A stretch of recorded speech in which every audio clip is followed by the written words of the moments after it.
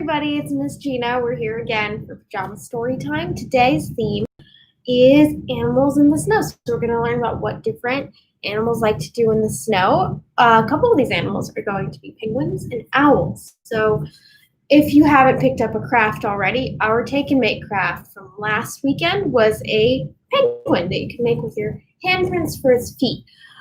We still have a few of those if you want to pick one up. We also are going to have this coming weekend pine cone snow owls. So you can take a pine cone and you can make it into a snow owl using some cotton balls and some felt, and it's really cool. So stay on the lookout for those when you're reading stories. You gotta think about the crafts you want to make. But as always, I'm in my office with the door closed, and that's why I'm not wearing my mask right now at the library, but I do have it right here to put on for when I finish. So our first story today is going to be Curious George in the Snow. So this one's a little bit silly because Curious George is a monkey. Do you guys think that he lives in the snow all the time? Is Curious George like a polar bear? I don't know. Maybe Curious George will do some of the things that you do, though, when you're in the snow. It snowed a little bit this morning, and we haven't had a snowstorm in a while, but we might still have one this week. So this one's called Curious George in the Snow, and it's by Margaret and H.A. This is George. You might know him from TV or from other books. He's a good little monkey, and he's always very curious. There he is on the ski lift with the man in the yellow hat. One day, George went to a winter sports competition with his friend, the man in the yellow hat. They were outside all morning and wanted to warm up with a hot drink. Do you guys like to drink anything warm when it's cold outside? I like to drink hot cocoa. It's so nice and it's very chocolatey. At the ski lodge, there they are at the ski lodge on top of the mountain. The man said, "George, why don't you wait at the table while I get some hot chocolate? I'll be right back, so don't get into any trouble." Whenever somebody says that, there's always going to be trouble. George liked being on top of the mountain. There was so much to see. Why, there was always something interesting. George thought it looked like a spaceship. What do you think he sees? He was curious. What was a spaceship doing on the mountain? Does that look like a spaceship to you? What do you think that is? Let's find out. George forgot all about waiting for the chocolate and climbed right in. There he is on the spaceship. A man in a racing suit saw him and said, "What are you doing in my sled?" That's a sled. He tried to stop George, but it was too late. The sled shot down the mountain with George inside. There is no spaceship. This is no spaceship, thought George. This is a rocket. He's zooming down the mountain. "Stop that monkey!" the man yelled. But George could not stop, and there was no one to stop him as he sped faster and faster through the snow. Look at that. He's going down this kind of track. Suddenly, the sled slipped sideways. George didn't know how to steer. Oh no! The sled swished through some trees and whacked right into a pole. Whack! Luckily, George was not hurt, but this was not where he was supposed to be. Now, how would he get up the mountain? Oh no, how's he going to get back? George looked at the sled. It was stuck by the pole. He looked up the pole. What's that over there? Do you know what that is? Have you ever ridden one? Now he could see how Little Monkey could get to the top of the mountain. George climbed the pole, and when an empty seat came close enough, he jumped. What a view! From up in the air, George could see everything. As he rode up the mountain, he watched tiny skiers race down. When he reached the top, George was happy to see the ski lodge. There it is. There's the ski lodge. That's where his friend, the man with the yellow hat, is waiting for him. This was where he was supposed to be. Phew! George found the table, but he couldn't find the man with the yellow hat. Where could he be? George looked down the mountain. There was someone who looked like his friend. There he is. Maybe his friend was going to get George. But could George get down? How could George get down the mountain this time? If only he had another sled. How do you think he's going to get down? Do you know a good way? Why? Here was a monkey-sized sled. That is not what I expected him to do. What do these look like? Are these sleds?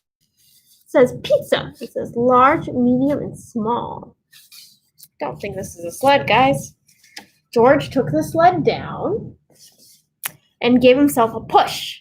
The sled was clicked to pick up speed on the steep mountain. It's going real fast. George zigged this way, and then another one altogether. He flew over a hill and landed on the raceway.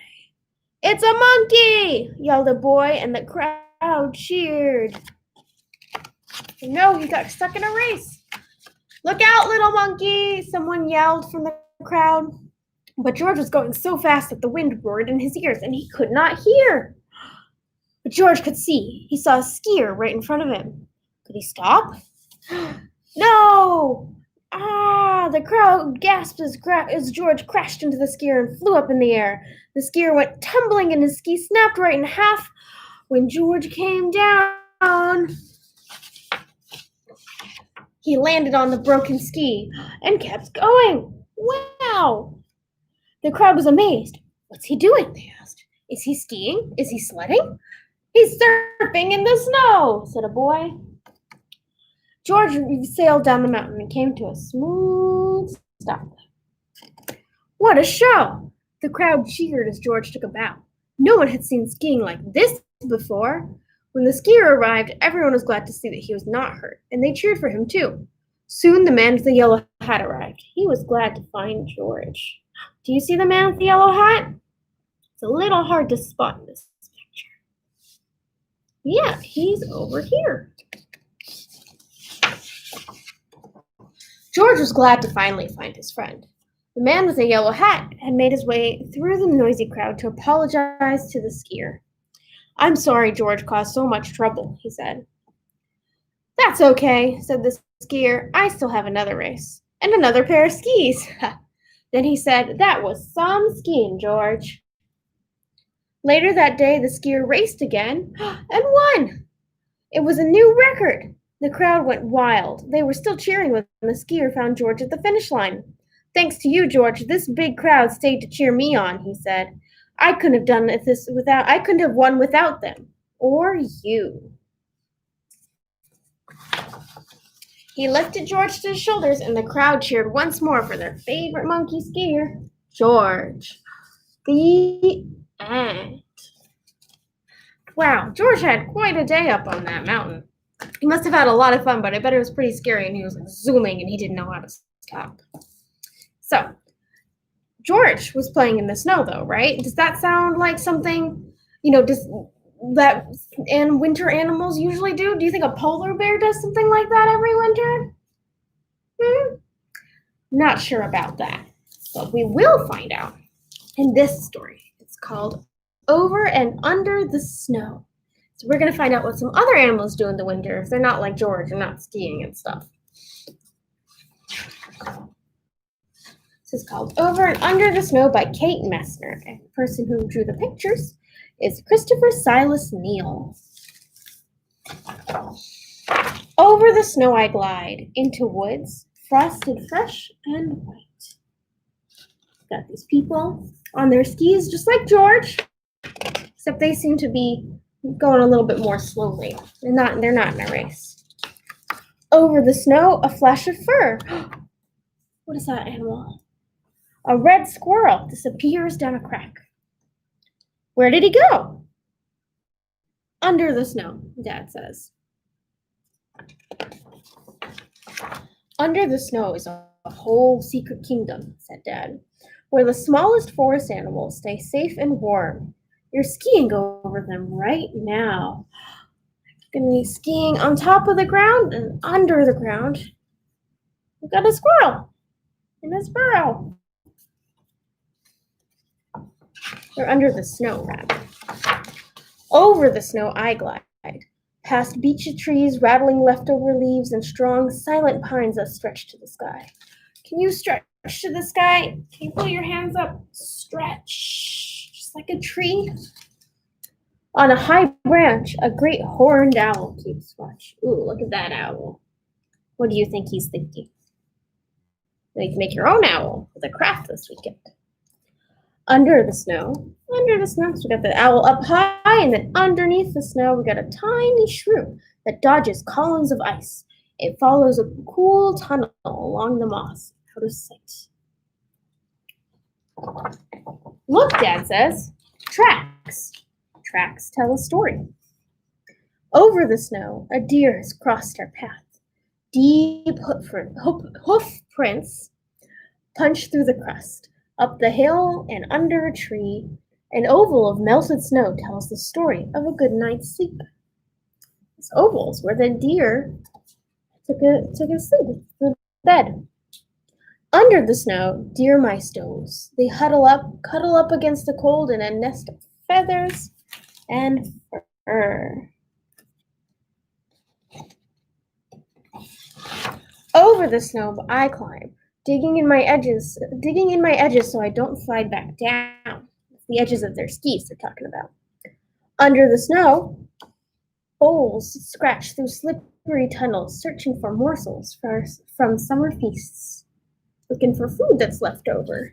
So we've got our kid and their dad and their skiing, and then we have our bowls.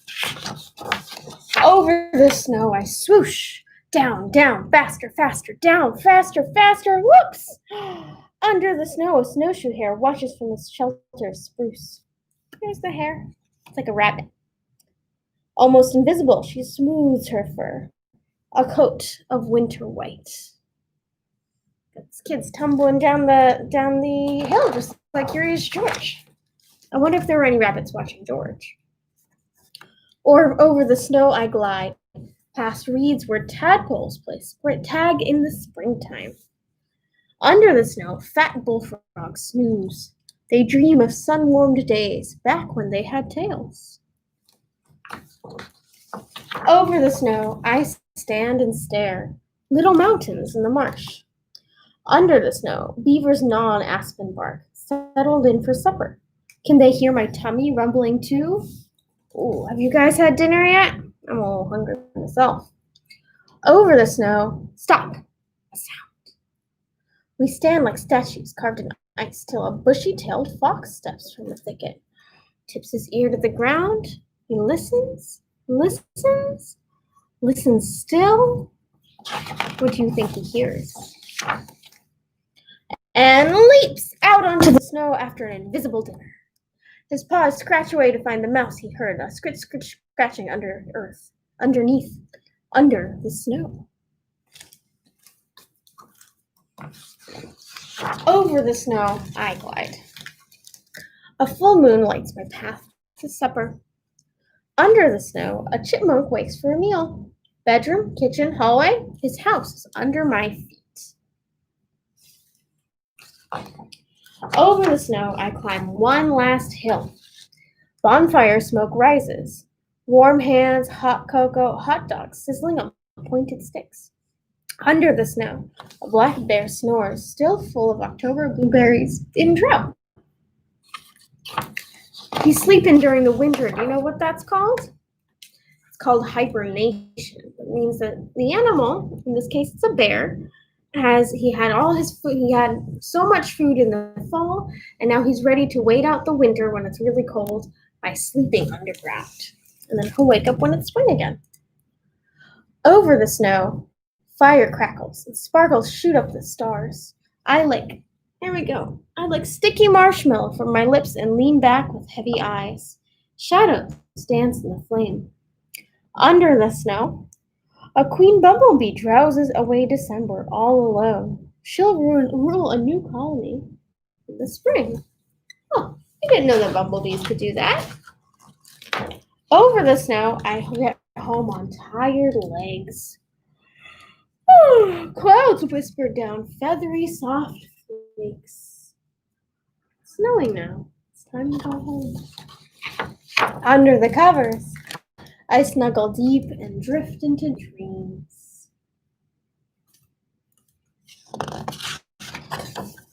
of cuddling deer mice and slumbering frogs, hungry beavers and tunneling wolves, drowsy bears and busy squirrels, and the secret kingdom under the snow.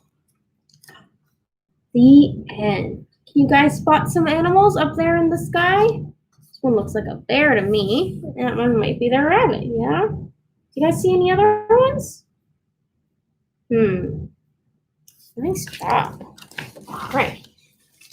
And if you bring this book home, which you can bring all of these books home with you if you like. Just call me up on the phone or have your grown-up email me and we can get you those books to take with you. You can learn all about the different animals that were in the story. Now, hope you like that story. So we just have one more left for tonight. It's called Owl Moon. It's kind of like the story we just read, but it's about just the owls that we're gonna see tonight. So we're gonna learn a little bit more about the owls this time. So it's called Owl Moon by Jane Yolen. You know, you could even imagine that it's the same family in the other story, and they're going on a new adventure. It was late one winter night, long past my bedtime, when Pa and I went owling. There was no wind, the trees stood still as giant statues. And the moon was so bright the sky seemed to shine. A train whistle, somewhere behind us, a train whistle blew, long and low, like a sad, sad song. Can you make a train whistle noise? What do you think it sounds like? I think it might be like, ooh, ooh. Well, that kind of sounded like a foghorn, but I don't know, maybe trains sound like that in some places. I could hear it through the woolen cap Pa had pulled down over my ears. A farm dog answered the train, and then a second dog joined in. They sang out, trains and dogs, for a real long time. And when their voices faded away, it was as quiet as a dream. We walked on towards the woods, Pa and I. Our feet crunched over the crisp snow, and little gray footprints followed us. Pa made a long shadow, but mine was short and round. I had to run after him every now and then to keep up, and my short, round shadow bumped after me. They're making tracks like the deer made tracks in the other book. But I never called out. If you go owling, you have to be quiet. That's what Pa always says. I had been waiting to go owling with Pa for a long, long time. It's a special thing that this character and their dad do together. We reached the line of pine trees, black and pointy against the sky, and Pa held up his hand. I stepped right where I was and waited. He looked up, as if searching the stars, as if reading a map up there. The moon made his face into a silver mask. Then he called, woo, woo, woo, woo, woo, woo, the sound of a great horned owl. Woo, woo, woo, woo, woo, woo. Again he called out, and then again. After each call he was silent, and for a moment we both listened. But there was no answer. Pa shrugged, and I shrugged. I was not disappointed, though. My brothers all said sometimes there was an owl, sometimes there isn't. See a raccoon up in that tree. That's not the same thing as an owl. It's kind of like when you go to the zoo and you never know if you're going to see the animals or not. Sometimes they're asleep or they're hiding. We walked on. I could feel the cold, as if someone's icy hand was palmed down on my back, and my nose and the tops of my cheeks felt cold and hot at the same time. But I never said a word. If you go owling, you have to be quiet and make your own heat. We went into the woods.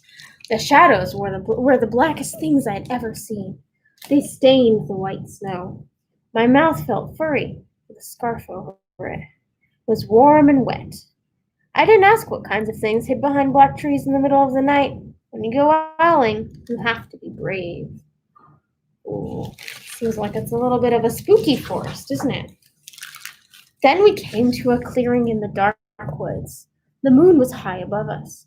It seemed to fit exactly over the center of the clearing, and the snow below it was whiter than the milk in a cereal bowl. Look at that. It's a very pretty part of the forest that they found. I sighed. Pa held up his hand at the sound. I put my mittens over the scarf over my mouth and listened hard. And then Pa called, woo, woo, woo, woo, woo, woo, woo, woo, woo, woo, woo. I listened and looked so hard my eyes hurt and my ears hurt, and my eyes got cloudy with the cold. Pa raised his face to call out again. Before he could open his mouth, an echo came threading its way through the trees. Woo, woo, woo, woo, woo, woo, woo. Who do you think is making that echo? Is it somebody else who's in the woods? Pa almost smiled. Then he called back, woo, woo, woo, woo, woo, woo, just as if he and the owl were talking about supper, or about the woods, or the moon, or the cold. I took my mitten off the scarf off my mouth, and I almost smiled too. They're having a conversation with the owl. Do you see the owl anywhere? I don't see him yet. The owl's call came closer, from high up in the trees on the edge of the meadow. Nothing in the meadow moved. All of a sudden, part of the big tree shadow lifted off and flew right over us. There he is, that's the owl. We watched silently with heat in our mouths, the heat of all those words we had not spoken. The shadow hooted again. Woo-hoo! Woo-hoo-hoo-hoo! Pa turned on his big flashlight and caught the owl, just as it was landing on a branch. Wow. Look at that, it's landing right in front of them. That must be so cool. For 1 minute, for 3 minutes, maybe even 100 minutes, we stared at each other. Then the owl pumped its great wings and lifted off the branch like a shadow without a sound. It flew back into the forest. Time to go home, Pa said to me. I knew then I could talk. I could even laugh out loud. But I was a shadow as we walked all the way home. When you go owling, you don't need words or warm or anything but hope. That's what Pa says.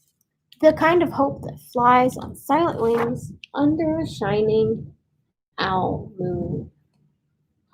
The end. Well, thanks for reading that story with me, guys. I hope you liked it. We learned a little bit more about what it's like to go find an owl in the woods. Do you think those characters maybe walked over some of the animals that were asleep under the snow in the other book? I think it's possible. We just don't know about them because we can't see them. But thanks for joining me, everybody. Don't forget you can come and get your craft, get a penguin. Didn't read about penguins today, but you can get a penguin. They live in the snow too. Or you can get an owl starting on Saturday. Join me next week for a special story time celebrating my birthday.